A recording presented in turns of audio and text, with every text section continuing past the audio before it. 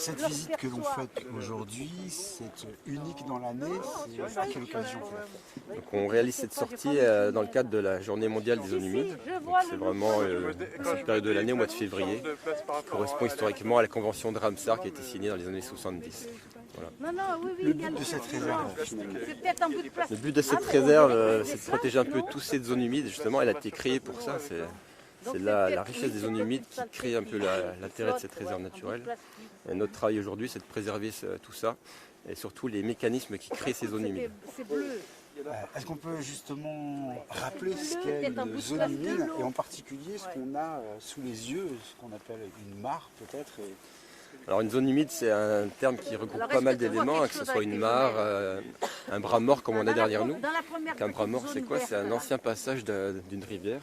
Donc, historiquement, il y a une centaine d'années, la rivière passait ici. Et puis au fil des années, elle a changé de lit. Et, voilà. Et cet endroit-là, la rivière ne passe plus du tout, elle n'est plus du tout connectée avec la rivière. Par contre, aujourd'hui, c'est la nappe qui alimente ce bras mort. Voilà.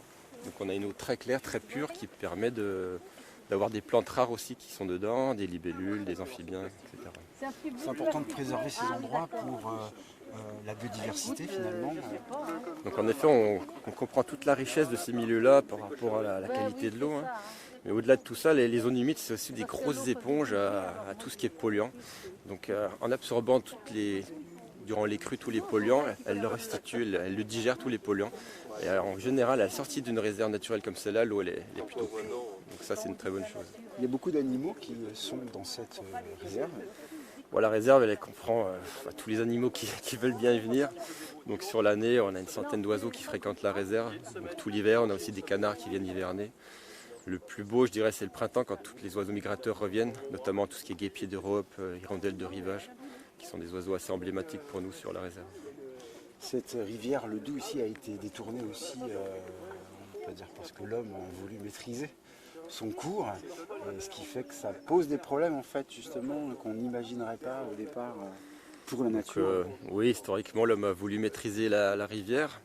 Dans les années 60, on a créé un nouveau cours du Doubs, donc une ligne droite pour que la rivière aille plus vite vers l'aval.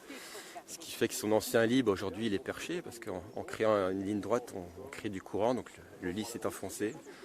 Donc là, concrètement, la nappe s'est enfoncée aussi, donc au niveau milieu agricole, c'est pas idéal non plus. Il faut aujourd'hui chercher l'eau beaucoup plus profondément. Quand on connaît les étés qu'on a aujourd'hui, on comprend l'intérêt aussi de revenir un petit peu en arrière, donc recréer des zones de méandres. Une ligne droite, c'est pas très naturel et ça va pas dans le bon sens pour tout le monde.